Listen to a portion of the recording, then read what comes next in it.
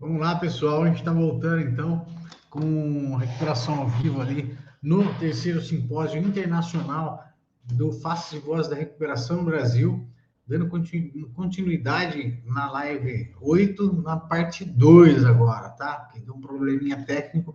Vamos voltar lá que o Cassiano já deu um jeito no equipamento lá. Vamos lá.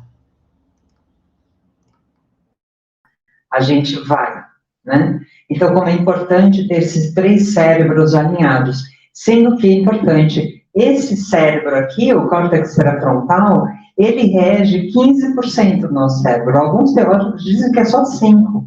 Gente, fica difícil, né? Ter um rebaixamento disso daqui, nossa, né? No álcool, por exemplo, é como se tivesse um exército aqui. O álcool entra, bota todo mundo para dormir. Tipo, folga. Aí vira o que a gente já sabe, né? Então, como é importante manter isso. Então, a recuperação de memórias traumáticas, tanto espontâneas como provocadas, ocorre em estado de alteração da consciência, com importante expressão emocional. E uma vez modificado esse estado de consciência, por meio da indução de relaxamento, como é importante, né? A gente também saber estar em contato com a gente ter o autoacolhimento, a gente se autovalidar, sabe? Não ficar esperando tanto do outro. É importante ter a rede de apoio, sim, mas a gente também poder se reconhecer, a gente poder falar, poxa vida, eu errei.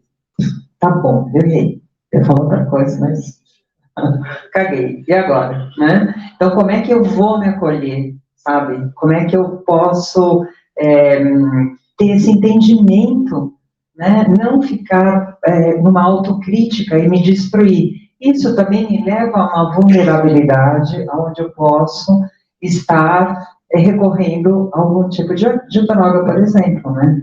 A aceitação de mim mesmo. Então, a percepção do mesmo evento também sofre mudanças e, consequentemente, uma nova interação e relacionamento com o contexto enfrentado pela vítima do trauma. É tudo isso que eu estou falando, né? É um novo contexto, é um novo olhar. Mas não é um novo olhar, assim, fácil de chegar, não, gente. É um trabalho árduo, né? E é muito individual também, né? Isso aqui é importante também, né, o trauma e personalidade. O que é a personalidade? Né, é o nosso jeitão de ser, né? A personalidade, ela é montada até os 5, 6 anos de idade, né? A personalidade mais calma, mais tranquila, mais nervosa, mais impulsiva. Então, como é a personalidade? Então, no trauma, também a contribuição da personalidade dos fatores ambientais também ajudam para que esse trauma não se instale, esses fatores ambientais da rede de apoio, né? Então, o estudo sugere que a intensidade da resposta do trauma agudo pode influenciar no desenvolvimento do TEPT, do transtorno pós-traumático. Então, a intensidade da resposta do trauma tem a ver com o seu jeitão de ser também, com a questão da adaptação, com o temperamento e com a personalidade. Indivíduos com sentimentos de insegurança, falta de controle pessoal e alienação, né, totalmente se isola também, aos outros são os mais propensos a elevados níveis de depressão e sintomas de TEPT. São mais vulneráveis, são pessoas que se recolhem, a interação social fica mais difícil, fica uma hipervigilância, uma hipersensibilidade, para onde eu vou, isolamento, solidão, igual a algum uso de alguma droga. Ou não também, né? O sexo e transtornos alimentares, tudo isso que a gente está falando. Pessoas incapazes de confiar nos outros são sensíveis à rejeição, sentem-se facilmente feridas e possuem dificuldade em fazer amigos. Experimentam os níveis mais elevados de sofrimento após um evento potencialmente traumático. Às vezes, o jeito da pessoa ser, uma pessoa com um jeito mais evitativo, ela passa por um trauma, ela vai guardar aquilo. Eu atendi um homem de 36 anos, ele não mora mais aqui no Brasil, ele morava no Rio de Janeiro, e ele foi para o alcoolismo. porque ele foi abusado pelo primo, ele tinha 9 anos, o primo tinha 18, e ele foi abusado por esse primo, ele nunca tinha contado para ninguém. E ele, depois disso, logo no início da adolescência, ele foi para o álcool. Então, ele se fechou, né? Então, depois do processo de terapia e de autopercepção, autoconhecimento, e ele também foi para uma luta marcial, o jiu-jitsu, que eu acho que fantástico também, ajudou muito. Hoje ele não está mais no alcoolismo. Mas olha, o tempo que ele guardou, né? E o tempo que o trauma ficou desse abuso físico, que não tinha o tempo. Aquilo era como se estivesse na vida dele todos os dias, né? O que levou ao transtorno de ansiedade generalizada, além do álcool, né? Entre outras coisas. Então, a meta-análise revela consistência de diversos preditores do trauma, né? O fragmento do núcleo familiar, baixo grau de instrução e histórico prévio de internação psiquiátrica também. Então, o desdobramento do trauma, entendemos que o trauma não é apenas um fato que ocorre no momento passado, é também a marca que a experiência deixou na mente, no cérebro e no corpo agora, né? E marca com consequências duradouras na maneira como o organismo humano consegue sobreviver no presente. Esse livro é sensacional para quem tem interesse em estudar mais, saber mais sobre trauma, é uma leitura muito acessível. Ele conta a história dele também, do trauma dele. O Van der Kolk é uma referência hoje no trauma. Então, vocês podem estar me perguntando, né? Poxa, Cícero, você falou tudo isso bonitinho, tudo que funciona lá dentro, tal, cérebro, com coração, como é que eu posso recuperar? Eu quero sair, eu entendo o meu trauma primeiro, mas eu não quero mais que esse trauma interfira tanto na minha vida. Ele não vai ser apagado, ele vai fazer parte da nossa história de vida, sempre. Mas qual a evidência, qual a proporção que ele vai tomar na nossa vida? E um dos recursos que a gente tem, o que a gente precisa fazer na terapia? Capacitar o nosso paciente a se instrumentalizar, ter ferramentas para lidar com situações na vida, né? Então, a gente faz a psicoeducação e trazer ali, né? O que essa pessoa pode descobrir dela, que pode lidar com uma situação difícil na vida. A resiliência é uma delas, né? Nós somos programados para amar, nós somos programados para sentirmos raiva, nós somos programados para ter um nível de estresse considerável, mas nós somos programados também para ter resiliência. Só que muitas vezes nós não desenvolvemos. Então, como é que a gente pode desenvolver a resiliência? Eu gostaria de deixar essa palavra muito marcada na mente de cada um de vocês, porque é um recurso muito importante para quando a gente não está bem com a gente mesmo, não foi aceito, ou quer ser aceito, ou levou um pé na bunda, ou perdeu o trabalho, foi demitido, ou sabe, o que a resiliência pode ajudar, né? Poxa, eu estou num nível de estresse altíssimo, né? Onde a resiliência entra, né?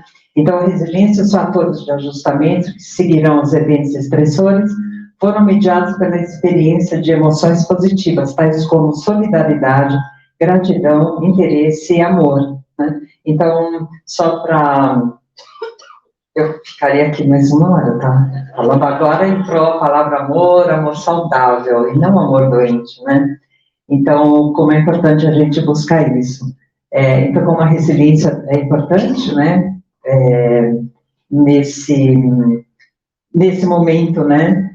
Ou a gente vai para o diálogo interno, né? Ou a gente vai para a vitimização. E muitos de nós, ou vamos para a vitimização, ou vamos ser salvadores. Quem aqui se identifica com isso? Muito, né? Nós vamos querer, ou perseguidores. O perseguidor, ele é egoísta, ele só pensa nele. Mas muitos de nós aqui, eu entendo um pouco o nosso grupo aqui como uma característica de salvador, né? Porque muitas vezes a dependência química, ela vem até buscando, porque o que eu não consigo dar conta de ser salvador de uma família, de ser salvador de tal situação, e eu busco esse recurso, sabe? Então, como não ser Pode continuar sendo Salvador? Pode, mas menos um pouco. Então, onde a resiliência entra em tudo isso, né? Então, a autodepreciação, e pode arrastar as emoções negativas, exacerbar o sofrimento psicológico. Então, como não hiperdimensionar um sofrimento psicológico? Como se regular emocionalmente? Gente, essa é a nossa maior busca, a regulação emocional, autocontrole. A gente precisa disso todo dia, sabe? Eu faço exercício antes de sair da minha casa todos os dias, para ter meu autocontrole, todo dia. Então, as pessoas que cultivam diálogos internos de enfrentamento, procurando modificar o presente positivamente, superam com maior facilidade os traumas psicológicos. Não é viver no mundo de Alice, não é ficar na positividade tóxica, mas tem um enfrentamento mais adequado, sabe, com mais disposição para a vida. Poxa, não está fácil, mas eu vou continuar. Né? Doutora Cissa, preciso das suas considerações finais. Então... Está muito bom, eu lamento. Então, eu falei, né, da modulação do cérebro, eu só queria terminar com essa frase, o que o trauma deixa, né, fragmento no tempo, que é do Van der Kolk, você vive durante aquele fragmento de tempo que é seu, mas esse fragmento de tempo não é apenas a sua própria vida, é a síntese de todas as outras vidas simultâneas à sua. Você é uma expressão da sua história. Então, com muito amor aqui, de verdade, que eu recebo de vocês e que eu quero também poder passar para vocês, eu encerro minha fala aqui. Obrigada.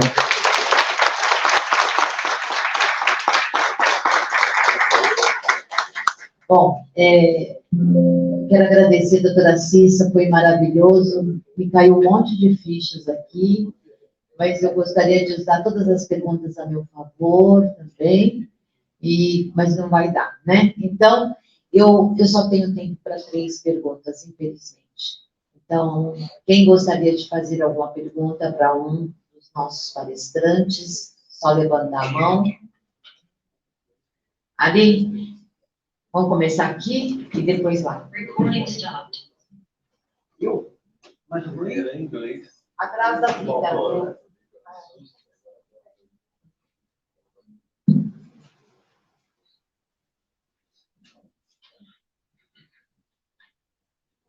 Eu falei para a doutora Cissa. Sou um alcoólatra em recuperação, vivi por muitos anos, e eu queria que o senhor, por favor, falasse desse rebaixamento do pré-frontal ou álcool. O que ele me traz? Ele me traz insensibilidade também? Não tem nenhum estudo que comprove a insensibilidade. Como é seu nome? Jaci. Não tem, aqui eu tenho acesso a nenhum estudo que comprove, mas tem um rebaixamento da consciência. Consequentemente, deve trazer também, eu não sei o que você chama de insensibilidade. Quando você está em emoção, no medo, a sensibilidade está presente, só que ela está exacerbada. Mas o julgamento, o rebaixamento do córtex pré-frontal tem um rebaixamento no julgamento, nas escolhas. Então, o álcool, ele coloca o córtex pré-frontal para dormir. Ele desativa o córtex pré-frontal. Está respondido? Obrigada. Bom dia. Meu nome é Rodrigo. Eu também queria fazer uma pergunta para a doutora Cissa. Reparei com uma situação na minha equipe, mais ou menos no que a senhora falou do paciente da senhora. Ele vinha num processo de várias recaídas, né, com álcool, né, e na última agora, ele estava há 5 anos sem encontrar com seu irmão, né, estava sem falar com o irmão.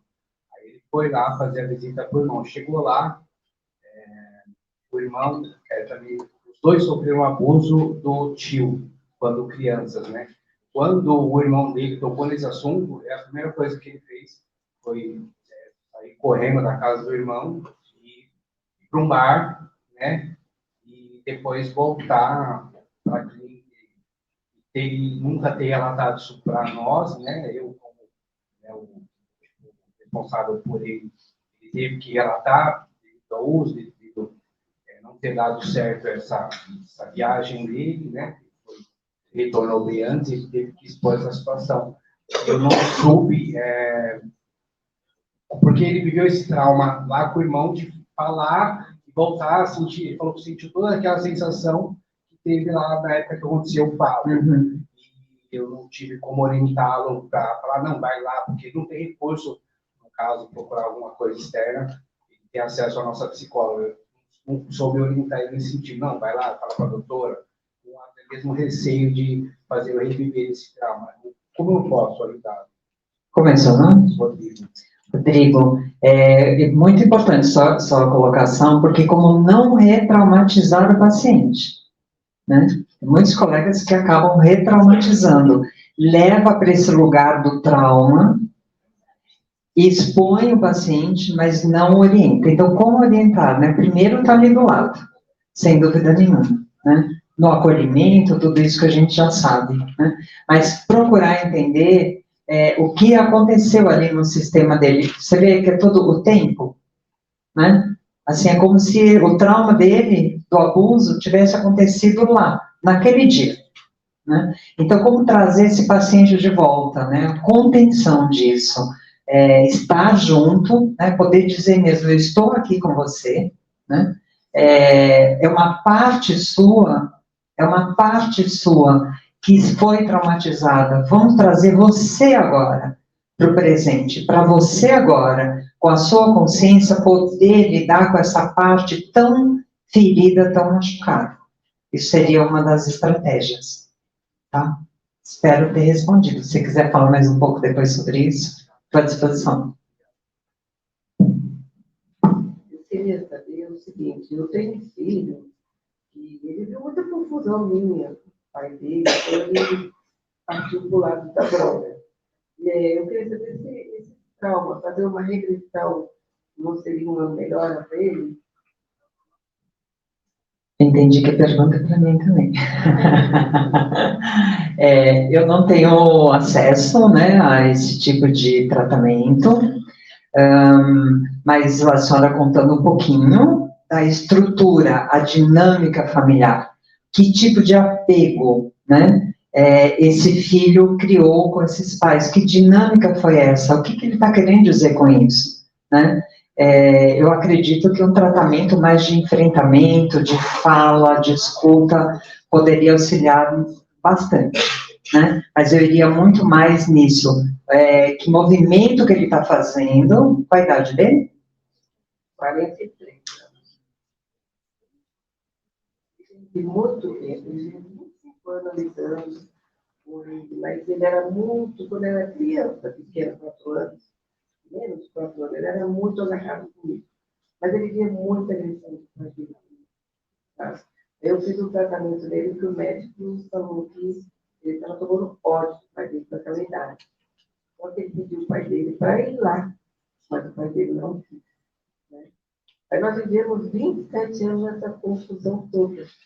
Que interessante, né? Que são 27 anos que a confusão, o caos. Tem gente que aprende a viver no caos. E quando sai um pouco do caos, está no relacionamento estabilizado, com uma pessoa bacana, está num trabalho tranquilo, a pessoa tem um surto mesmo. A pessoa não se reconhece naquilo, né? Então, um garoto que viveu tanta violência, né? Como ele responde hoje, né? Como o sistema dele responde a isso. Então, onde a droga, vão ter especialistas aqui muito melhores, mais indicados do que para falar sobre isso, mas aonde a droga entra também para acalentar essa dor, né? Tem uma dor ali que ele vai para o ódio, né? Então, a resiliência seria um dos caminhos. Espero que fique tudo bem. Obrigada, Cissa. Eu quero agradecer o André Almeida, Kazé Gatu, doutora Cissa Maia, pela imensa contribuição que vocês deram. Kazé, a minha bisavó foi laçada também, né? E me fez lembrar a minha história. Então, é tão importante a gente trazer a nossa ancestralidade. Pois não, Cícera? Eu gostaria de saber se eu tenho um minutinho para fazer um exercício com todo mundo. Tem. Então, gente, só quero fazer um comunicado. Nós temos agora a palestra da Nildes e do Zé Carlos Arantes. Então, a doutora Cissa faz as considerações dela. Não, esse exercício, nós encerramos essa mesa e já de imediato o Bruno assume a próxima mesa, tá bom? E aí nós damos um tempo para o intervalo, porque são só 2 palestras, então a gente já emenda e saímos para o almoço, tudo bem? Gente, muito rapidinho, quando eu falei para vocês que eu faço um exercício comigo todo dia, toda manhã, quando eu acordo, que é um movimento de autoacolhimento. Tá funcionando? Tá, né? É um movimento de autoacolhimento, eu quero compartilhar isso com vocês. Então, é assim, o autoacolhimento é pelo coração, porque nem sempre a gente se valida. Então, como a gente pode se validar, né? Então, olha, nós vamos fazer todos juntos. Eu vou fazer para vocês verem. Então, vai respirar. Quando soltar, soltar com força e colocar a mão no coração. Vamos fazer juntos? Vamos lá?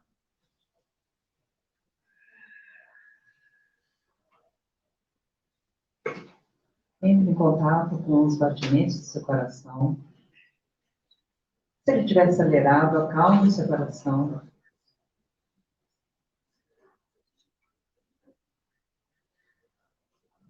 Isso. Acalme o seu coração. Fale alguma coisa para ele. Ou responda alguma coisa que ele queira. Alguma pergunta que ele esteja fazendo. Acolha seu coração. Agora, com muita gentileza, coloque ele de volta no lugar dele, com muita gentileza. E pode voltar para cá. É isso, gente. Obrigada.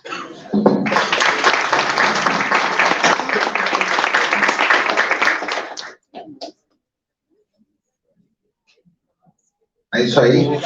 Um bom dia para todos, né? Vamos dar início às próximas últimas 2 palestras, né? Dessa parte aí, antes do nosso almoço. Então, para essa mesa, eu chamo José Carlos Arantes. Cadê o José Carlos Arantes? Será que o Zé foi para lá? Eu chamo a Nildes Matos Neri, ativista, pessoa que mais entende sobre o uso de drogas em cenas abertas. José Carlos, vem até aqui. Qual palestra?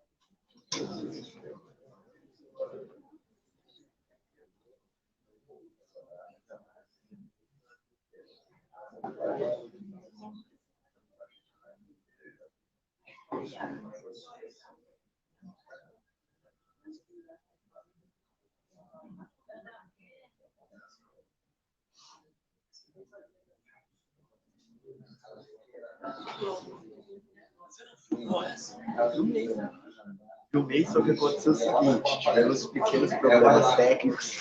Então é isso aí, pessoal, e vamos dar início com a Nildes.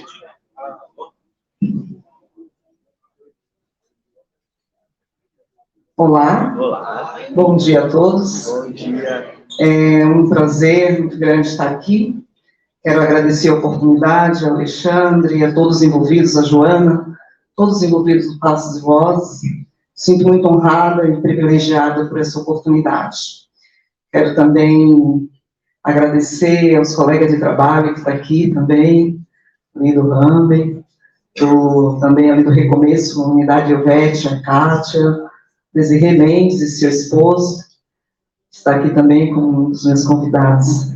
É um privilégio. Eu sou a Nildes, estou na região central de São Paulo há 20 anos, e hoje vou falar sobre acolhimento, sobre a importância da abordagem com empatia e com humanização, E eu tive uma experiência incrível. Eu tive uma experiência incrível. Profissionais formam profissionais. E eu cheguei no território sem saber nada. E tudo o que eu aprendi foi com os dependentes químicos, com as profissionais de sexo, com as pessoas excluídas. Eles ensinaram muita coisa. E eu sou mãe de 4 filhos, tenho 2 meninas, uma advogada, outra psicóloga, cresceu ali na região central, e os meus 2 filhos do coração, que são filhos de dependentes químicos, que é uma história incrível de amor, de carinho, de entrega. E por isso eu quero hoje convidar vocês para fazer essa viagem comigo, algo tão prático e sem muitas...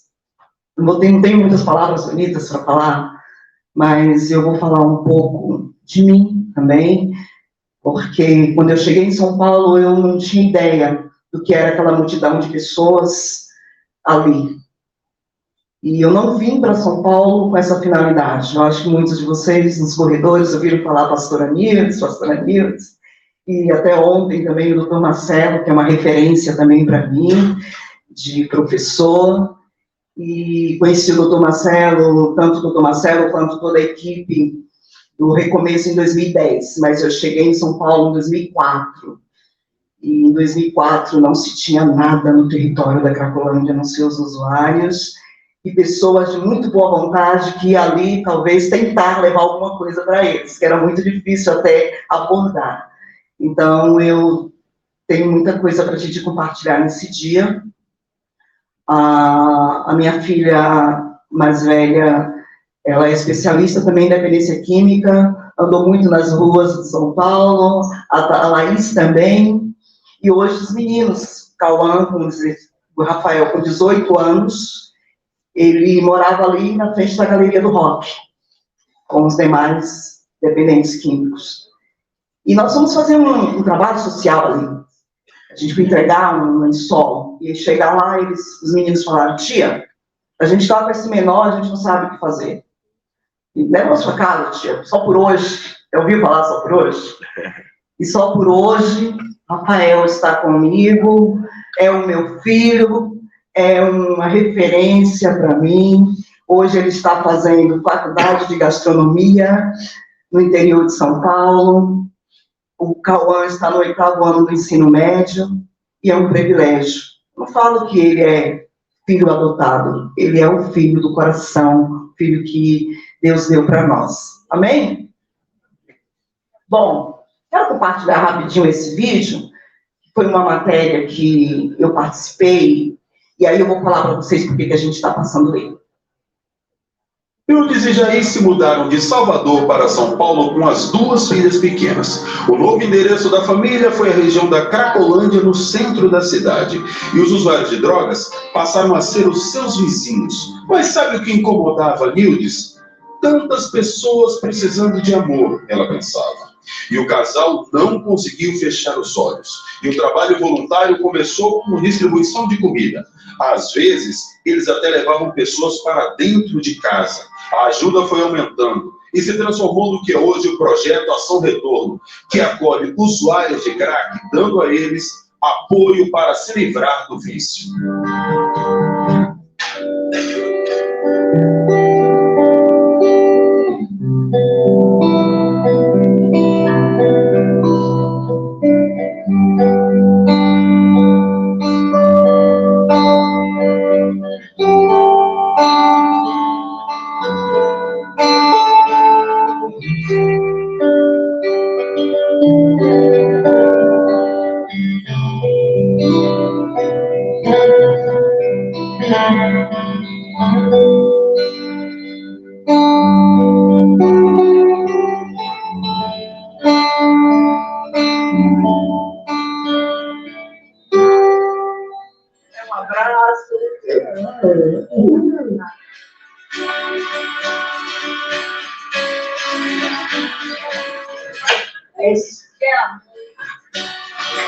E é assim, né? O pessoal te aborda o tempo inteiro, quer falar com você, é isso? É o que eles pedem, é um amor, é um beijo, é um abraço, como eles estão, se estão limpos, estão sujos.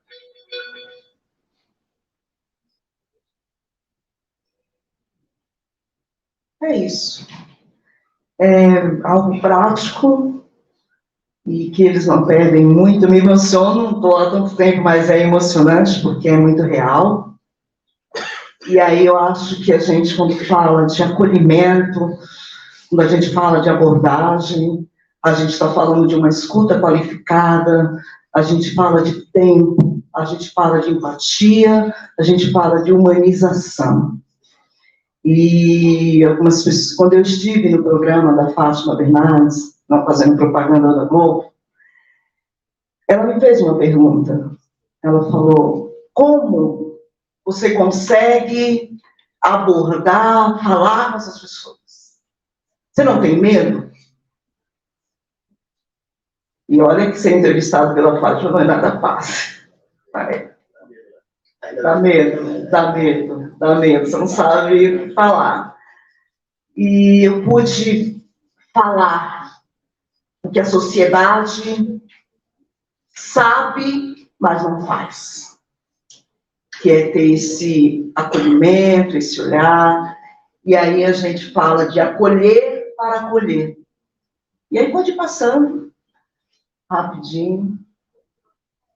Ah, eu mexo. Ah, chique. Olha. Eu vou mudando, né?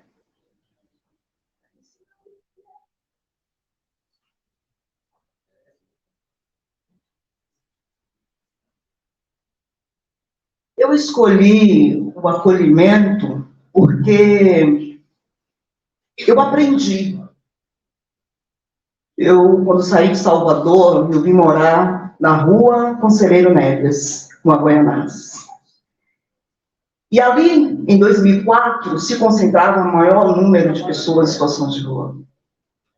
E quando eu cheguei com meu esposo para morar naquele lugar, era um ponto de táxi do Hotel Vitória, e ali eu via aquelas pessoas nas ruas, de dentro do apartamento eu ouvia pessoas gritando, eu ouvia mulheres em ponto de prostituição, e eu vim para São Paulo pela igreja, eu e meu marido somos sim pastores de uma igreja, mas não foi essa a finalidade da igreja.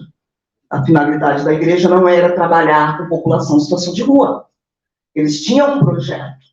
E o projeto era uma base missionária, e eu estava ali para treinar os fiéis da igreja para um evangelismo prático. Missões urbanas, conhecer os problemas do território. E quando eu olhava da janela, eu via aquela multidão de pessoas ali, eu falava, isso é um problema meu. Isso é um problema de todo mundo. Não dá para ficar aqui dentro ouvindo. E eu passei a andar, a conhecer. Eu falo para o meu marido que eu aprendi uma coisa muito rápida, porque eu aprendi com uns meninos na rua, andar rápido. Então eu passava na frente do carro, aí eles falavam, não, tia, não é assim, não é desse jeito. Eu passava rápido. E eu fui conhecer a cultura daquelas pessoas que estavam ali, o porquê. E eu descobri histórias fantásticas de vida de pessoas. Eu comecei a ver que ali tinha pessoas que tinham sua família, que tinha pai, que tinha mãe, que tinha uma história. Por isso que eu escolhi o acolhimento como semente. E eu tenho até uma filha muito amada, né, aqui também, que ela falou assim, você começou me dando água. Você não tinha nada, né? Era água. Água faz uma diferença muito grande. Não tinha ninguém para dar nada, então, o que a gente ia dar? Porque a igreja, ela disse assim, olha, é maravilhoso o que você faz. Você quer fazer, faça. Mas nós não temos dinheiro para isso. Então, é uma escolha sua e do Jair. Estão abençoados. Sabe, abençoados? Pode ir. Vai dar certo. Foi assim. E nós começamos a cuidar, por livre e espontânea vontade. A igreja apoiou? Apoiou. Assim, vai. Mas não tem recursos para isso, tá? E aí, a gente volta aqui, né? Não existe, gente. Tudo bem. E aí, tudo começou aqui. Eu morava ali. Eu saí de Salvador, como vocês viram a história, e fui morar literalmente ali. Conselheiro Neves, Guaianazes, Tibiras. Quando eu parava na porta do prédio, a primeira pessoa que se aproximava de mim era: quanto que é o programa? Está disponível? E eu falava: não, eu não estou fazendo programa, não sou. Não estou. Ah, desculpa. E um ia passando para o outro quem que era a Nilce. As meninas que trabalhavam ali, eu passava de manhã com o meu esposo para jogar no lixo, e elas abordavam ele, perguntavam se ele estava disponível. E ele falava não. E ele chegava lá e dava uma marmitex para ela, conversava. Essas pessoas se tornaram nossos vizinhos mais próximos. E foi criando dentro de mim uma empatia, porque... Isso aí. Porque se você perguntar para mim hoje, como que você fez, como que é, você vai dizer: mas não é difícil? Será que essas pessoas merecem? Da janela do prédio, aqui, não posso errar, né? E aqui no meio, como é que faz? Aqui a luzinha, gente? Me ajuda. Tá indo? Vem aqui os profissionais aqui, porque eu acho que eu não estou acostumado a isso.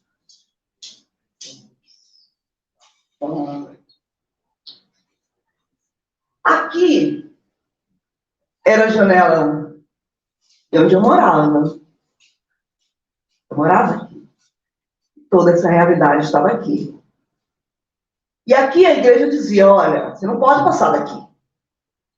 Isso aqui não é um problema da igreja. Isso aqui é um problema do Estado. Isso aqui é um problema de polícia. Não tem nada a ver com a gente. Vai daqui para dentro. Daqui você não tem nada a ver com isso. E eu não me conformava com isso.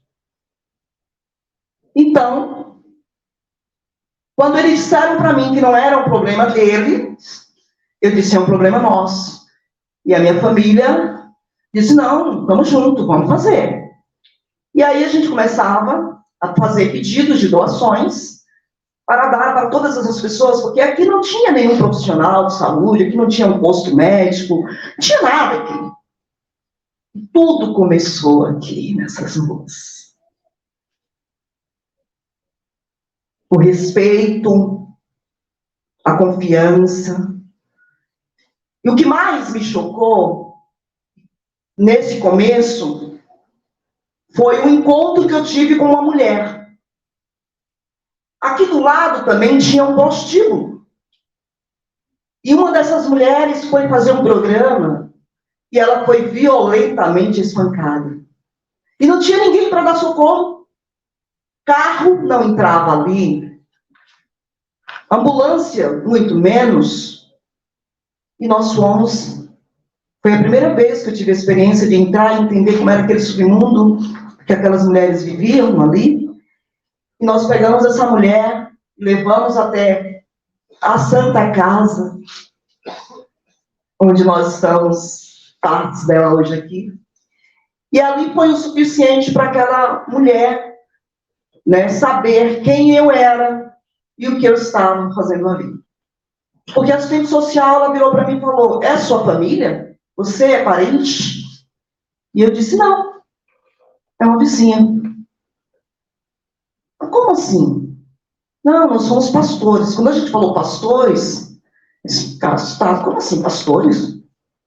Nós somos pastores e eles são nossos vizinhos, a gente trouxe aqui. Mas eu não estava ali pregando, como eu não estou aqui também pregando. Mas foi o suficiente para aquela mulher sair daquele hospital e dizer para todos que ali tinha um casal de pastores que eles podiam contar. Eles podiam contar. E tudo que eles precisavam, mesmo sem a igreja ajudar, eles iam lá. Quando eles tiravam o RG, era nas minhas mãos que eles entregavam. Quando eles tinham algo importante, o telefone de uma família, é nas minhas mãos que eles entregam. Quando eu vou na Estação da Luz, as meninas falam, tia, guarda esse número. Se acontecer alguma coisa comigo, avisa a minha família. E sabe o que foi acontecendo? Vínculo, confiança, respeito. Eu não cheguei ali orando, colocando a mão na cabeça, isso é um demônio, não foi nada disso. E aí foi passando um para o outro, e nem dizendo, olha, eu sou da igreja tal, respeito a igreja, também, hoje eu também faço parte, mas meio que eu estou quebrando o paradigma. Eu falo muito que a igreja tem que sair das quatro paredes para a rua. Então, o que eu fiz? Eu fui para a rua, conhecer eles na realidade. E fui dar para eles aquilo que eles precisavam. Abraço, escuta. Andar no meio aqui é muito louco, principalmente à noite. Se faltasse luz, e só os cachimbos acesos, eles sabiam e sabem quem eu sou. Porque eu estou lá. Estou lá. Pode passar. Eu estou lá. Eu que passo, gente, eu estou acostumado a vir passar. O que necessitavam e o que tínhamos para dar, eu já disse, nada. Não tínhamos nada fisicamente. Nós não tínhamos comida, nós não tínhamos roupa, mas nós tínhamos o coração. Nós tínhamos um novo olhar para aquela realidade. E foi aí que ficou bom. Porque quando as pessoas começaram a ver o que nós estávamos fazendo, a igreja falou, olha, esse trabalho é bom. Esse projeto é bom. Esse projeto é bom. Esse projeto da Nildes é bom. Não é o projeto da Nildes, não é a Nildes. É o que estava aqui dentro do coração. E o que nós tínhamos? Pessoas nas ruas em busca de um conforto, de uma palavra, de um cobertor. E o público são essas pessoas, invisíveis. Se você passa do lado e você não vê. Porque o acolhimento e a escuta transformam. Por quê? Eu vi muito as pessoas me perguntarem sobre isso. Transforma porque você é verdadeiro. Porque ele olha no teu olho e ele vê verdade. Ele vê verdade. Ele para te ouvir, porque você, antes de você pedir respeito, ele já te respeita pela pessoa que você é. Não sou eu quem digo para eles quem eu sou, mas é eles quem dizem o que eu sou para eles. E entrar nesse cenário e ser... Eles guardam o cachimbo, eles saem. Não sei se vocês já ouviram falar, olha o ar do anjo. Muitas das vezes eu fui chamada, e sou chamada de anjo. É na visão, eles pensam assim, é proteção, eles acham importante para eu. E anjo para eles é uma criança que está passando ali, é uma pessoa que eles respeitam, e eles guardam. Em meio a todo o caos, em meio a toda a loucura. Pessoas que ficavam 10, 15 dias sem dormir. E eu chegava e eles falavam, pastora, olha, a pastora chegou. Gente, olha, pastora, vamos parar. Ainda é assim. Porque o acolhimento e a escuta transformam. Porque você dá dignidade. Está a dignidade.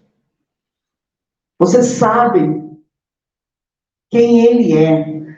Eu conheço tanto as pessoas que estão lá, e o lugar onde eles dormem, onde eles ficam. Se tiver coberto pelo pé, eu já sei quem é. Sei quem são. Esse dia, tia, eu estou em tal lugar, só falo para você. Porque nem todos que viviam naquele lugar dormiam, ficavam ali. Eles podiam até ficar ali, mas na hora do descanso eles iam para outro lugar. E não era para todo mundo. Não é para todo mundo que eles falam. Então, o acolhimento e a escuta transforma. E eu posso provar isso para vocês.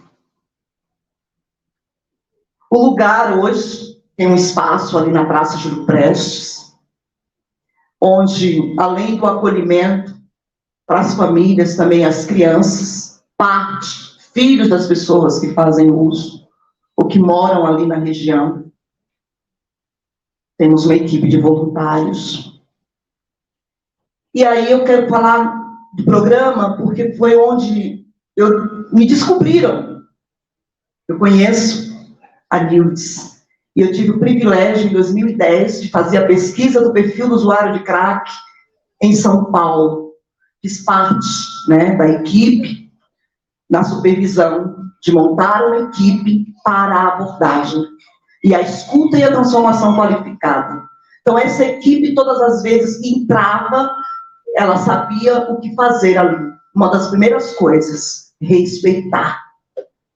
Eu tenho hoje aqui conselheiros, técnicos de abordagem, que iam lá. E se dissesse, não vai entrar, mas se dissesse, não, olha, eu sou da equipe da pastora. Ah, então tudo bem, pode entrar. Eu fui convidada para fazer parte da coordenação da equipe de conselheiros. Aqui está a equipe, onde eles tiveram capacitação em especialização, muitos no ensino médio, mas com toda a capacitação, sim, para abordar, principalmente na cena de uso. Não estou falando só de uma preparação acadêmica, mas dessa preparação humana, de ter esse olhar, de chegar ali, porque técnicos, eu também sou técnica, a minha formação, eu sou assistente social. Mas, quando eu cheguei, eu não era uma assistente social, eu era uma pessoa comum também. Não tinha nenhuma formação. E essas pessoas iam lá para abordar, para conversar. E tinha assim, eu sinto falta disso. Quero parabenizar, tem conselheiros que estão aqui antigos, Zaú, e também umas pessoas que não são antigas, mas que hoje também faz parte ali do RAM, que também veio, são abordadores, e que vêm também conversar comigo, perguntar algumas coisas, e eu fico muito contente por isso. Porque sem a humanização, sem o amor, sem a entrega, você não consegue mudar esse cenário. Tá, mas a gente não está ali para dar amor, a gente está ali para dar tratamento, a gente está ali para dar internação. Também. Oferecer cuidados com a finalidade de vínculo. O vínculo é importante, irmãos. Não adianta, eu estou acostumada a pregar na igreja, estou chamando vocês de irmãos. Desculpa, gente. O vínculo é importante. Porque você se coloca no lugar do outro. Eu sou uma profissional, e quando eles chegam lá, eles olham para mim, eles falam assim, você não é pastora? Eu falo, lá eu sou, aqui eu sou assistente social. Mas tem o vínculo, a confiança. E a única forma de mudar a história é ter vínculo. Não dá para você ficar no pedestal. Não dá para você ficar distante, aquele multidão de gente lá, e você, como profissional, tão distante, sem querer se comprometer. Tem que se comprometer, tem que entrar, tem que falar, tem que olhar no olho. Eles dizem assim para você, ó, eu vejo verdade. Você está falando a verdade. Já foram tão machucados, e o que eles querem? Então, oferecer cuidados com a finalidade de vínculo. Isso é fotos de como era antes, e que hoje também não está tão diferente quando você vai no cenário à noite. Não está muito diferente. Eu estive no sábado passado, lá à noite, e aqui é o público, todas essas pessoas, e aqui a abordagem direta, treinada, preparada. Isso começou em 2013, quando eu fui convidada pelo programa Recomeço para fazer parte da equipe, e me sinto muito orgulhosa, já parabenizei, mas não era fácil entrar, falar do tratamento. Então, escutar. Uma das coisas que eu sempre falava para os conselheiros era ouvir o que eles tinham para dizer. Isso faz toda a diferença. É ouvir, você está ali para ouvir, e valorizar e respeitar. Para entender o vínculo, é necessário entender o tipo de apego que as pessoas fazem. Então, isso é muito importante também.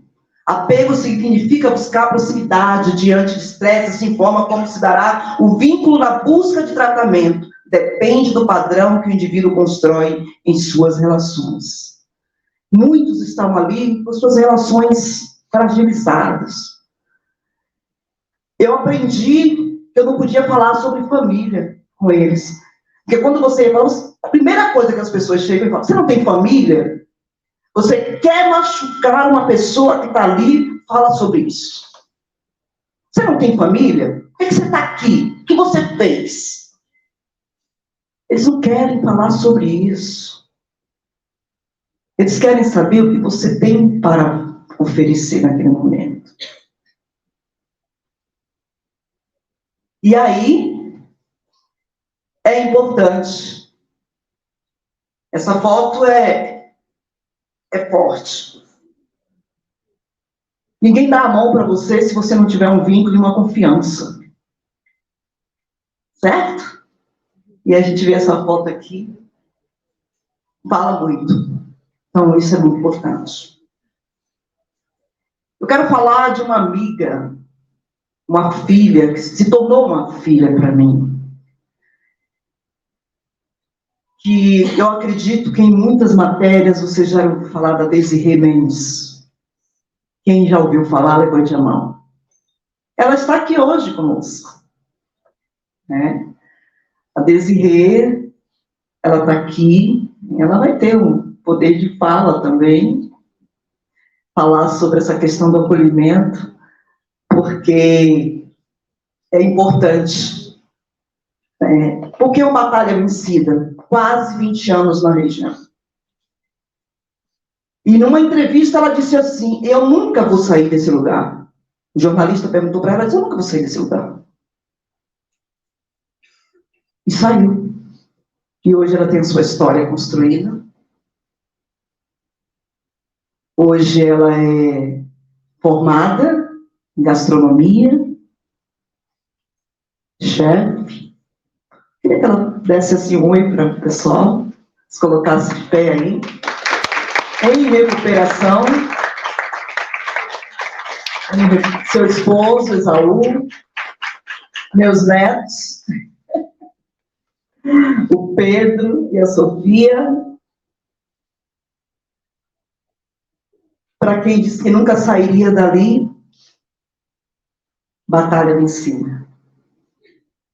O que faz as pessoas me procurarem até hoje? Tem um segredo. Eu não desisto das pessoas. Não desisto. Saiu de lá, telefone, a gente liga. É igual uma plantinha que você tem que...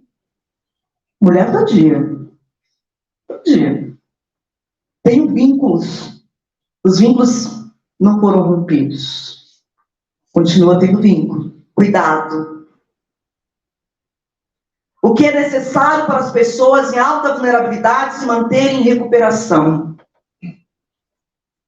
Igualdade. Perseverança. A minha amiga, Desirê, ela falou uma coisa para mim ontem. Perguntei para ela o que representava quando eu saía correndo atrás dela na Cracolândia. Ela falava, eu não parava para falar com ninguém. Mas quando eu via você, você me trazia de volta à vida. Era quando eu te via. Aí eu parava e falava, opa, tenho vida. Essa mulher está aqui. Eu confio em você. Isso marcou muito. Ontem, conversando com ela sobre recuperação. Foi importante estar ali com a Fátima e falar do trabalho, e falar de recuperação, e falar de oportunidades. Porque até então a sociedade, ela vê essas pessoas como lixo. Não todas, mas é verdade. Lixo. Quando eu saí de Salvador e vim para São Paulo, as pessoas falavam da boca do lixo. E eu imaginava um lixo humano. Não, eu imaginava um lixo onde as pessoas estavam fazendo uma reciclagem. E quando eu cheguei, eu vi pessoas jogadas nas ruas, eu vi pessoas jogadas ao lixo. E por isso eu disse que era um problema meu. Eu precisava fazer alguma coisa para mudar. Não uma história de todos, mas alguma coisa eu preciso fazer. E foi importante que essas pessoas tivessem acesso de como abordar e de como levar esperança para a recuperação. Então, foi experiências compartilhadas ali naquele momento, onde algumas pessoas chorou. A Vanessa Camargo, ela me perguntou, você não tem medo? Eu disse, não. Porque quando você se coloca no lugar do outro, quando você tem uma entrega, você acolhe. Até hoje, continuamos com isso. Muitas vezes nós estamos lá, na Conselheiro Neves, a pessoa chega e fala assim, tia, você não tem um sabonete? Você não tem uma calcinha? A gente sabe que hoje o governo dá um absorvente para as mulheres, né? E como que ela prende esse absorvente? Mas está dando dignidade. Nós estamos dando o absorvente. Como ela vai prender o absorvente? E a gente começou a desenvolver uma piscina de calcinha no próprio espaço. E que muitas vezes a gente não vai para frente por falta de apoio, de pessoas que acreditem e que possam investir na recuperação dessas pessoas. Eu passei a conhecer ali verdadeiras pedras preciosas, com histórias fantásticas, com famílias fantásticas. E eu não quero só aplaudir a Desirê, o Esaú, mas eu quero aplaudir a todos que estão no processo de recuperação. Eu queria que vocês aplaudissem também. Todos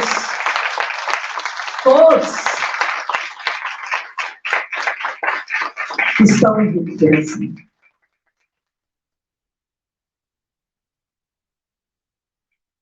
Vocês podem me achar nas redes sociais. Eu tenho 1 minuto. Ou já acabou meus 2 minutos? 1 minuto. Eu queria chamar a Desirê aqui à frente. Porque essa mulher, ela chegou a ficar sem andar dentro da Cracolândia. Ela não vai tomar mais do que 1 segundo. Mas eu acho importante ouvir de quem viveu ali, de quem sentiu, quem foi acolhido. Não foram poucos dias, foram quase 25 anos. Você, Desirê. Oi, gente. Boa tarde a todos. Eu não tenho muito para dizer, né? Acho que na prática é tudo muito simples. Eu levei 20 anos para entender que tudo dependia de mim mesma, de escolhas e de força de vontade. Não tenho como dizer que não sou uma construção das pessoas que passaram no meu processo, né? E essa é uma das mais importantes que eu tenho. Eu costumo dizer, pronto, a gente estava falando sobre, né? E eu falei para ela, o acolher despretensioso é único, é digno, né? Porque eu vivia um momento em que eu não parava para conversar com ninguém, não queria ser abordada por ninguém, não queria ajuda médica, não queria minha família, não queria nada, eu queria fumar tudão e ter que ficar ali, entendeu? E, enfim, ela vinha despretensiosamente, com um humilde copo de água, e entendia até os momentos em que eu não queria falar com ela, e não tinha uma troca, né? Ela não vinha trocar comigo, ela vinha simplesmente estar. Então, assim, a liberdade que eu tinha, né? Porque em certos momentos, quando você vai ser abordado, né, num tratamento, é uma troca. E eu não tinha que trocar nada com ela. Ela só estava ali. Então, ela é de suma importância na minha vida. Eu já tenho quase 12 anos, né, de recuperação. E é a avó dos meus filhos, né? A minha mãe. Deus levou minha mãezinha no ano de 2021, que é uma das pessoas também que nunca desistiram de mim, da minha história. Mas ele se precaveu de deixar a avó dos meus filhos aqui comigo, né? Que está sempre do meu lado, que me traz um amparo. Eu digo que não é a instituição em si, não é só, a instituição é só uma casa, né? A igreja é só uma casa, a instituição de tratamento é só uma casa. Se não tiver as pessoas, se as pessoas não tiverem disposição, não tiverem igualdade, né, na conversa, eu acho que não funciona. Então, é isso. A Nildes é minha mãe, tá? Deus me levou uma e me deixou outra. E recuperação funciona, verdadeiramente, né? Eu sou uma pessoa feliz, realizada. Não digo para vocês que sinto nojo de droga, não. Eu sei o poder que ela tem, mas hoje eu consigo olhar para ela de frente. Eu faço trabalho social também na Cracolândia, eu ando nas ruas, eu abraço, eu beijo, eu sento do lado enquanto eles estão fumando. Não me causa nenhum tipo de alvoroço, porque o que eu vivo hoje é intensamente maravilhoso, né? Eu tenho uma vida reconstruída com alicerce, né? Então, assim, falar sobre dependência química para mim também é complexo, porque eu não consigo. Dizem que não existe o ex-dependente químico, mas eu não preciso de química para viver, né? Eu vivo todos os dias, em toda essa intensidade, o tempo todo. E é isso, gente, a recuperação funciona. Eu fico muito feliz quando eu reencontro os meus amigos que também estão numa batalha, porque eu vivi uma vida com eles, eu digo que são meus irmãos de rua, e quando, na maioria das vezes, eu encontrava, tinha que olhar para baixo, então quando eu tenho a possibilidade de olhar para eles nos olhos, para mim é mágico, é isso, né? De estar de pé, da gente se olhar de igual, e seguir juntos no caminho. Parabéns a todos que trabalham para que isso aconteça. Parabéns também para os meus iguais, estamos juntos, entendeu? Dá certo, funciona. E é isso, te amo.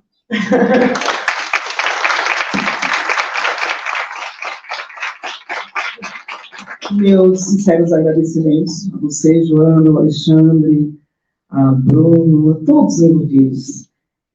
Nós continuamos ali, na Júlio Preste, no 201, fazemos um trabalho intenso com as crianças, famílias ali do território, e nosso projeto vive de doação, então a vontade existe. Quando todos diziam para mim que não dava tempo, que não dava para fazer, e quando até a igreja disse, olha, é muito caro esse projeto, eu olhei para meu marido e falei, amado, meu bem, eu posso fazer uma tatuagem? Ele disse, pode. E eu coloquei uma tatuagem no meu braço que diz assim, 2 Coríntios 12:15.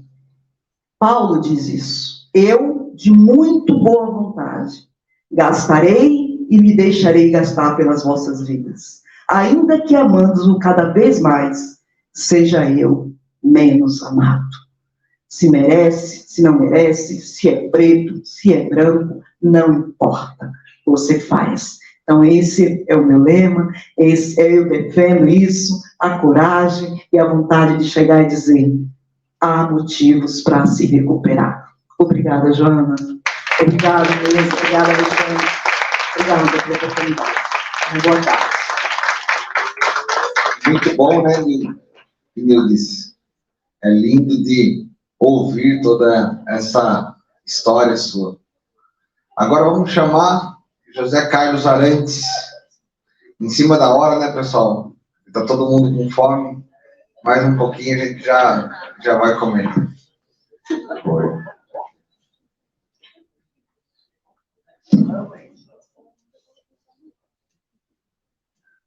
Boa tarde. Boa tarde, gente. Oi, bom dia. A maioria de nós não almoçamos ainda. Então, como nós atropelamos aí o horário, o cronograma, né? Vocês fiquem à vontade, né? A gente vai conversar aqui, como nós estamos na hora do almoço, vamos ficar conversando aqui, né, na medida do possível, e para falar desse nosso tema aqui, ó, que é um tema importantíssimo. Meu nome é Zé Carlos, eu sou alcoólatra, dependente químico, né? A longo prazo, como fala o Alexandre, ele inventou esse jargão, essa terminologia aí para identificar a gente. Nós que estamos aí em recuperação. Estou em recuperação há 34 anos, vou fazer 35 aqui, não faço mais que minha obrigação. Estava ouvindo o depoimento da companheira, né, e eu cheguei em situação terrível, né, terrível, em Alcoólicos Anônimos, Narcóticos Anônimos. Estou abrindo aqui meu anonimato, que é tudo gente da turma aqui. Né? E eu estava vendo as vezes que eu fui preso, né? Dá para contar pelos distritos que eu passei. A última vez fiquei 9 dias preso no primeiro distrito, por causa de pegar eu com droga. Né? Dificilmente eu passava de 51 quilos, era 51, 52, aí ficava me pesando, sempre magrinho, usava anfetamina. E cheguei ao Alcoólicos Anônimos com mais de 30 anos. Só tinha um 4º ano primário. Então, a recuperação dá para a gente se recuperar. É claro que eu montei um personagem, uma personalidade baseada no uso, né? Ninguém bebe para rezar, então criei comportamentos, comorbidades, né? Inadequação social, dificuldade de lidar com o outro. Faz parte, né? Faz parte. É um processo de solilóquio, de conversa com você mesmo, para você desenvolver sua inteligência através das suas imperfeições e fraquezas, né? Então, um processo lindo. E cada um constrói a sua história, cada um vê e participa da história dessa dificuldade que nós temos de lidar com a gente mesmo, onde substâncias psicoativas estão aí disponíveis, baratas, e nós não sabemos lidar com isso. Não sabemos distribuir drogas, né? Às vezes eu quero tomar um diazepanzinho, eu tenho que ir lá na Alessandra Dio, né, para ela fazer uma receitinha. E ela fala, não, aqui não, né? Eu vou no boteco, tomo um goró, né, um gorozinho, e é muito parecido, ali é um ansiolítico também, então não sabemos distribuir, né? Uma fábrica de louco a céu aberto aí, devido à ignorância que nós temos a respeito das coisas. Essa é a grande realidade. Então, estamos aí construindo coisas. Uma coisa que está razoavelmente construída é a rede de Alcoólicos Anônimos. E o Alexandre, meu amigo, né, ele costuma dizer que eu sou amigo da onça, ele é a própria onça, porque ele me pediu para falar sobre grupos anônimos. Eu vivo um tempão, porque abri meu anonimato aqui, né? Grupos anônimos, a importância dos grupos anônimos e o desperdício que nós temos aqui no Brasil. Não encaminhamos para eles. Não encaminhamos de forma nenhuma. Os profissionais aqui têm dificuldade, porque nós não temos cultura para isso. Não criamos cultura, só isso. Não é porque eles são malvados, eles não sabem o que é Alcoólicos Anônimos, não vão lá, não vão para Narcóticos Anônimos. Mas por que não vão? Porque lá nós também fazemos cara feio para os profissionais. Cara feia, entre aspas, né? Fazemos. Então, vamos falar sobre isso. E aí o Alexandre falou, fala da lacuna. Quer dizer, precisaríamos ficar conversando aqui. Porque não, se eu falar em tom de palestra aqui, eu estou pregando alguma coisa, não sou ninguém. Então, conversar é bom sobre assuntos complicados, porque quem faz os slides sou eu. Então, é o meu construto mental a respeito de... Agora, eu preciso homogeneizar aqui, eu preciso misturar com a ideia dos outros. Como é que faz isso? Né? Nós não estamos aqui, quando a gente monta qualquer tipo de evento, a gente não quer conversa, a gente quer explanar o que a gente está na nossa cabeça e fazer uma catarse.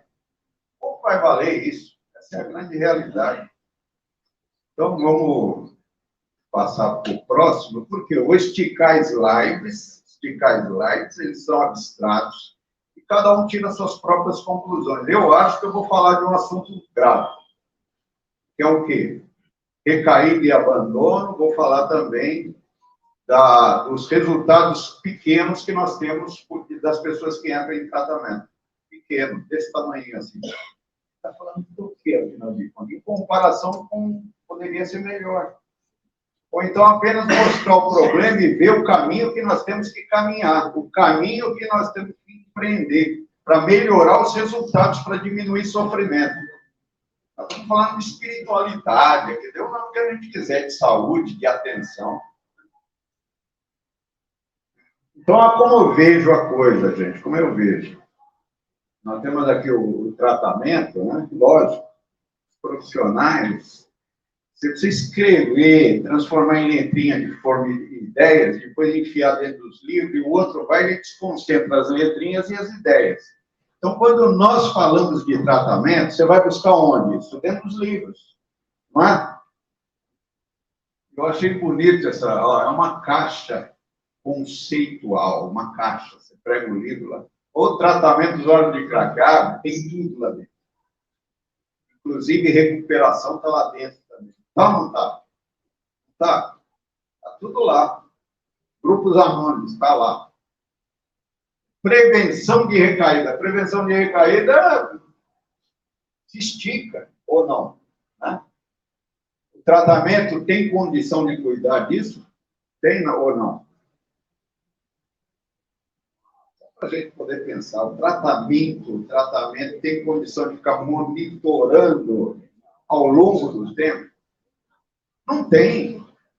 Não tem porquê. O profissional, os ambientes de tratamento, não tem condição de fazer isso. Essa é a grande realidade.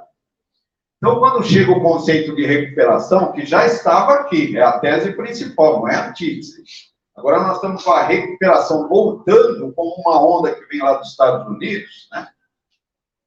Ela vem como uma síntese já incorporada no tratamento. Então, falei de coisas difíceis aqui, a recuperação estava lá atrás, em 1935. Estava lá já, ou antes até. Não era tratamento. Gradativamente da recuperação foi saindo o tratamento ficou grandão.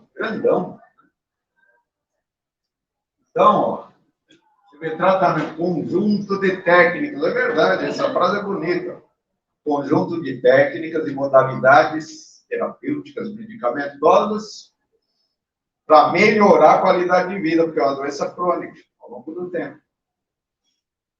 Então, ó, é para estabilizar o quadro, grosso modo, né? Cuidados mais intensivos, tirar o cara de Marte e trazer para a Terra, ele voltar a pensar com clareza,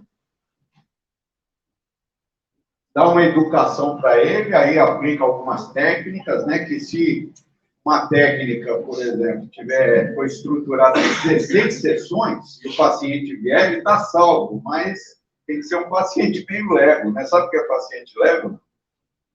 Não é a técnica que é boa, o paciente é que é bom. Ele fica, o abandono de tratamento é grande. Aí a gente começa a olhar para a recuperação agora. Passivose e tal, saiu daqui de dentro, gente. Saiu aqui de dentro de alguma forma.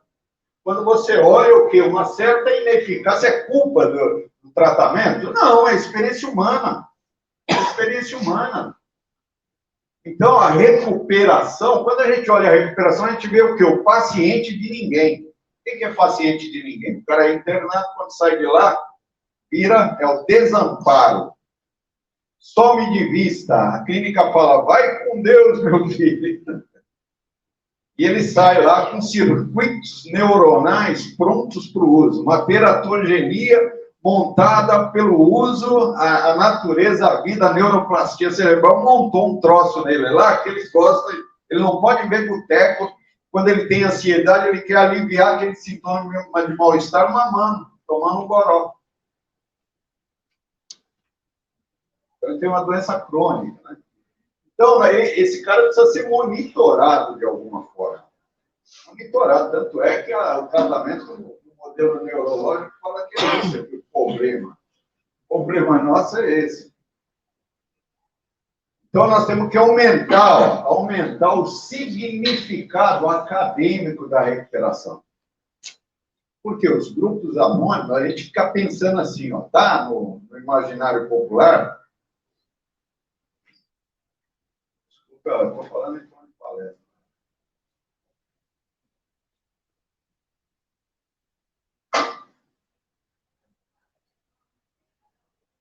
Está na nossa imaginação que é o seguinte, recuperação é troço dos grupos.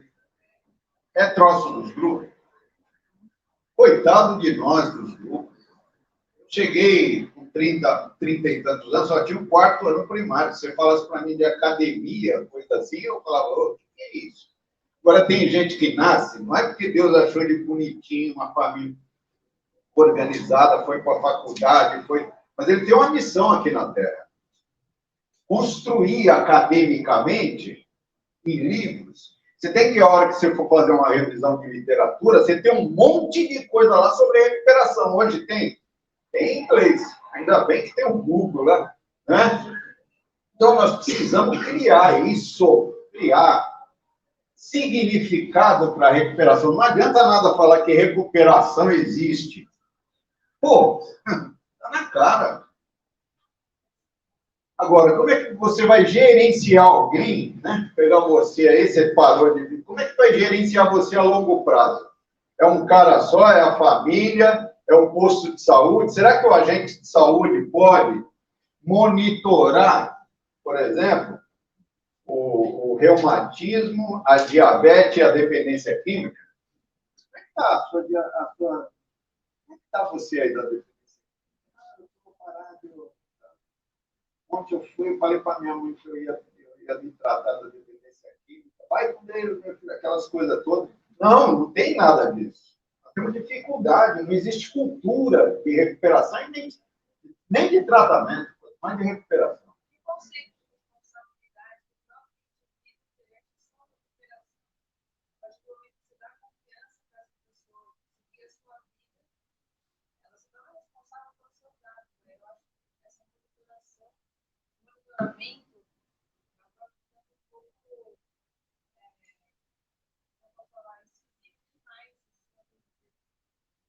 É um assunto muito legal. Você vê como que cria debate e brota ideias para a gente poder discutir.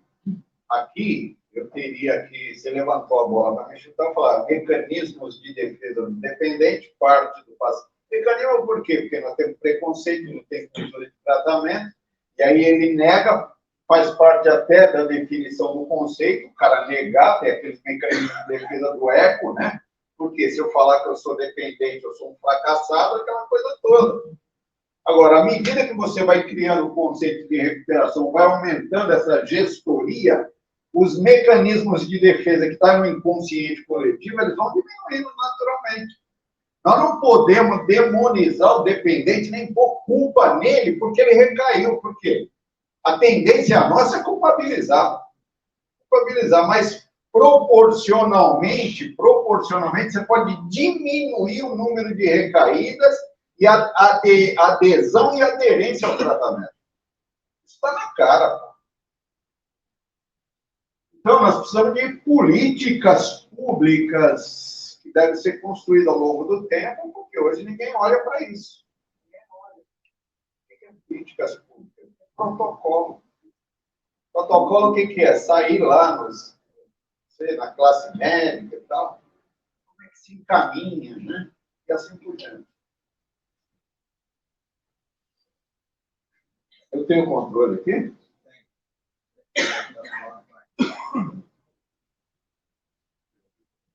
Eu vou passar rápido aqui. Não adianta a gente também ver uns 30 slides. Só de eu falar isso, dá vontade de ir embora e almoçar. Então, gente, mas ó, O objetivo do tratamento, qual que é? Qual que é o objetivo? É levar o cara a uma alta administração, não é? Não dá tempo, é isso. Eu coloquei aqui, ó, vai logo aí, você tem que fazer o quê? Ensinar ele a identificar e manejar situações de risco. Ele precisa ser testado na diversidade para isso, né? Demora. Estruturar uma nova rotina de vida. Uma coisa é você falar, você vai fazer, prevenir o abandono. Como é que você faz isso? E psicoeducação, você tem que ensinar para ele o que ele tem e o que ele tem que fazer. O que ele tem e o que ele tem que fazer. O que você vai fazer primeiro?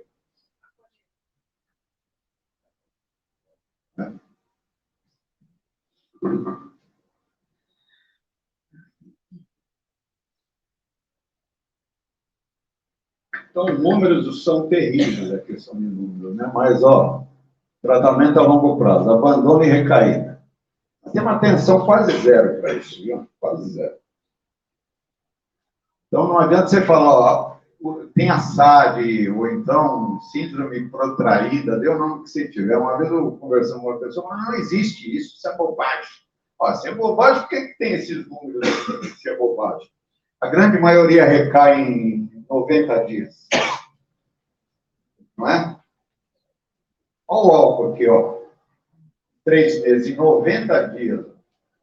Por isso que nos grupos anônimos falam 90 dias, 90 reuniões, para neuroplasticidade e montar o hábito novo. Tem lógica isso, né?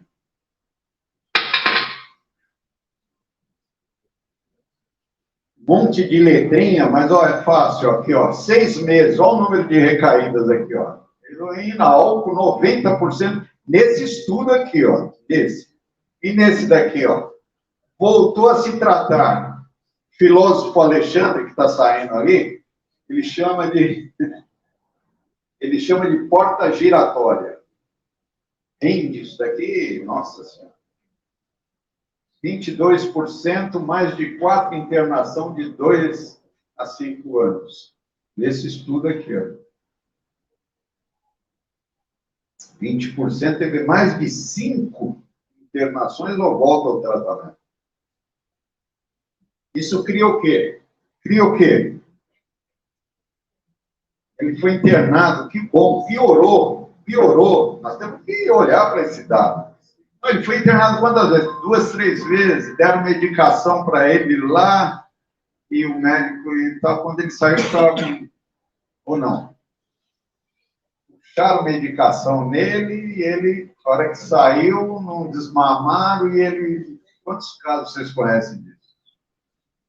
Efeito o quê? Nome bonitinho para falar piorou, iatrogênico. Naquele estudo ali, ó. Quer olhar outros estudos? Existem vários, eu vi vários, né? O projeto MET mesmo mostra que de 7 a 10% pioraram.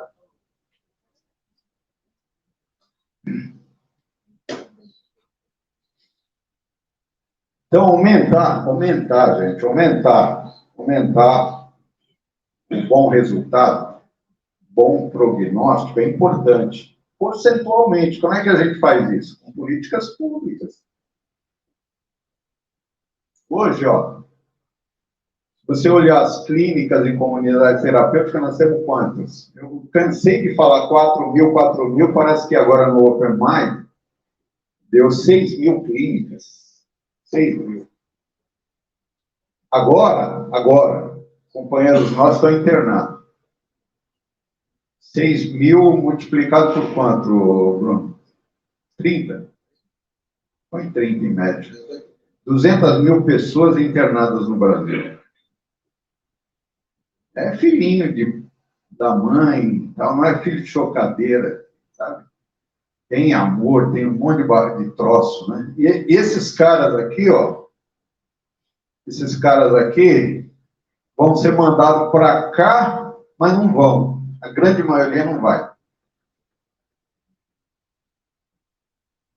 A gente prega muito trabalho em rede, mas é uma mentira. Do outro lado, nós temos quanto, mais ou menos? 6 mil grupos anônimos de uma rede disponível de graça. De graça.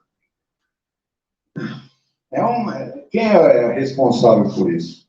Quem é? A gente fica esperando do outro, mas todos nós, de alguma forma, temos que fazer isso. A gente não encaminha, não sei por que não encaminha. Já encaminhamos? Já encaminhamos? Já. Pior que já. A Silvia está aí. Ó. A Silvia trabalhou 25 anos na Vila Serena. Quando chegou aqui o modelo Minnesota no Brasil, com as primeiras clínicas, ó, primeira, qual foi? Heydal, do Donald. Depois, a Vila Serena, qual mais? Depois vem as segundinhas, né? Recanto Maria Tereza, Clínica Vitória, Greenwood, vai, Bezerra de Menezes, a Johnson & Johnson, a Goodyear, todas elas, ó, encaminhavam para os grupos no carimbo. O que aconteceu? Os grupos explodiram. Alcoólicos Anônimos e Narcóticos Anônimos começou a crescer pra caramba, por causa do encaminhamento dos profissionais. À medida que as clínicas foram aumentando em número, perdeu seu protocolo de encaminhar. E aí, os grupos começaram a diminuir. Viu o termômetro de encaminhamento, como é que é? Dá para provar isso? Lógico que dá, pô. Dá para provar. Ou indícios de prova, pelo menos, né? Para se montar um processo, indícios de prova. E formou-se o quê? Entre o tratamento, comunidades, clínica, medicação, profissionais, ambulatório, a pouca atenção que a gente dá, e os grupos. Formou-se duas culturas, e montou-se uma lacuna no meio. É isso aqui, ó, lacuna. O cara sai daqui, ó, o dono da clínica fala lá, vai lá pro grupo. Aí o cara, não, de hoje em diante eu vou trabalhar, vou estudar, vou ser amoroso. Chega lá, o cara fala, então, mano, ele fissura, tal, recai, aperta o botão do que se dane, já era. E do outro lado só chega gente, só pessoas que não passaram por tratamento. Tá vendo? Não passaram por tratamento. E é um fenômeno terrível isso. Porque eles não foram capacitados para ir para os grupos.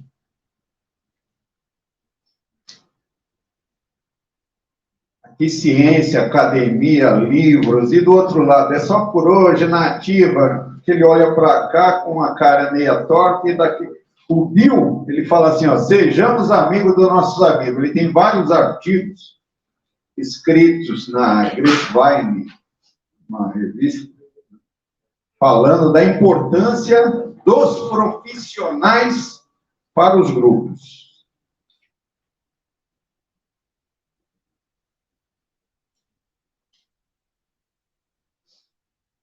Está dando para ver direito, ó, mas aqui é um panfletozinho brasileiro, traduzido, é de Alcoólicos Anônimos, traduzido para o Brasil, né? Ó, preencher a lacuna. Foi criado em 1971. 1971. O fenômeno da lacuna já havia sido diagnosticado, visto.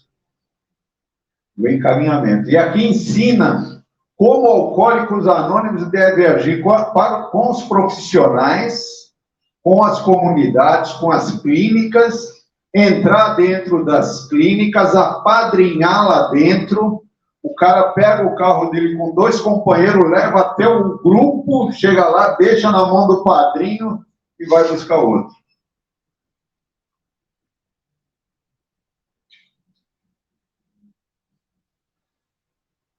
Aqui todo um trabalho de Alcoólicos Anônimos para trabalhar em direção aos profissionais e ao tratamento.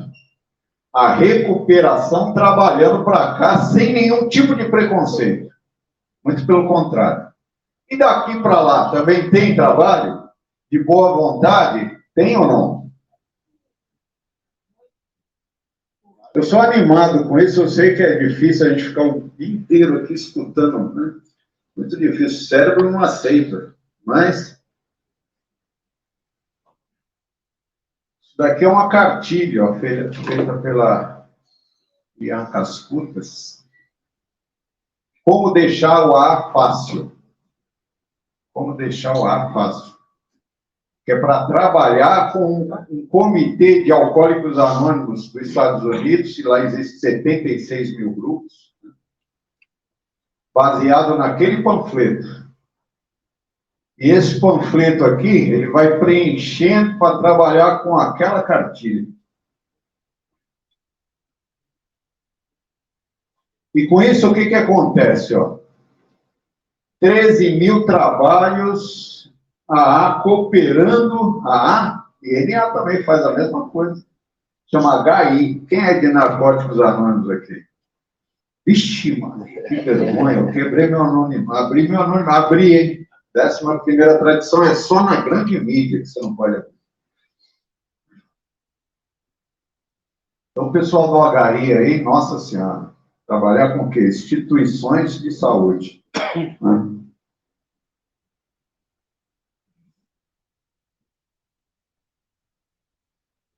Olha, só para a gente ter uma ideia, à medida que vai acontecendo todo ano as conferências americanas, né, vai sendo criado panfletos. Isso daqui é só para profissionais. Existe mais de 400 documentos, livretos, livros em Alcoólicos Anônimos. Os livros de trabalho. Gente, aqui no Brasil, esses livros eles estão todos traduzidos, mas nós não usamos. Não praticamos. A nossa ponte não tem ponte, entendeu? De um lado está o tratamento, do outro lado está a recuperação e os grupos totalmente apartados. A gente tenta buscar e há muita dificuldade, muita dificuldade. Eu não sei o que nós poderíamos fazer. Alcoólicos Anônimos e Narcóticos Anônimos não pode fazer muito. A única coisa que a gente pode fazer é chegar perto das instituições, dos ambientes de tratamento, dos profissionais, né? Mas, do outro lado, é necessário que haja uma compreensão disso, que o outro lado está se esforçando. Se você encaminha para... Isso é importante. Ó. Se você encaminha, o que vai acontecer? Aumenta a aderência. Aumenta a aderência.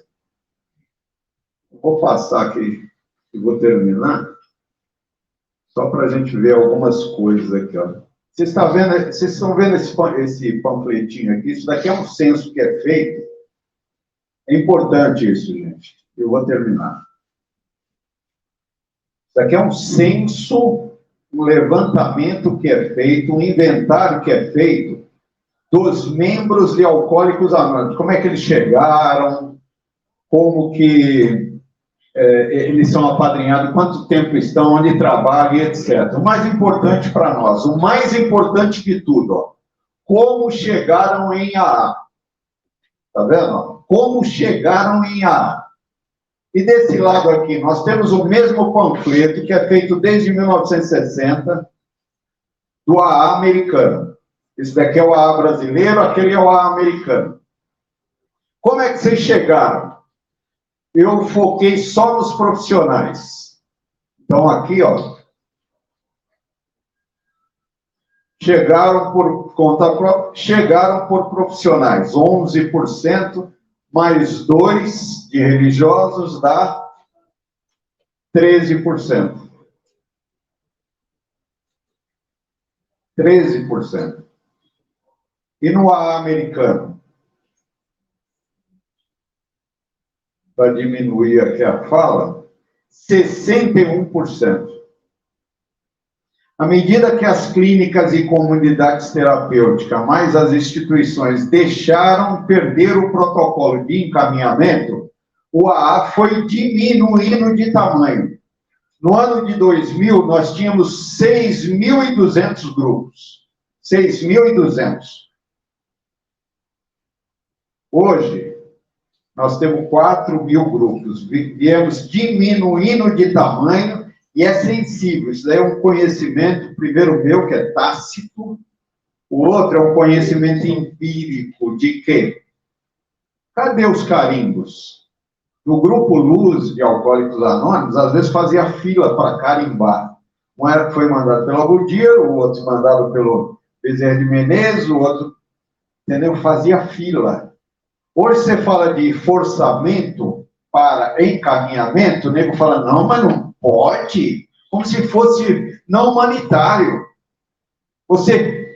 A cabeça do cara não está funcionando. Se você não forçar, se a família não forçar, a gente interna involuntariamente e não cobra a recuperação. Está dando para entender? Você pega o cara, amarra ele, enfia dentro de uma viatura, né? Leva ele para internação, chega lá, faz intervenção orientada, tal. Quando ele sai de lá, não se força. Ó, agora você tem que...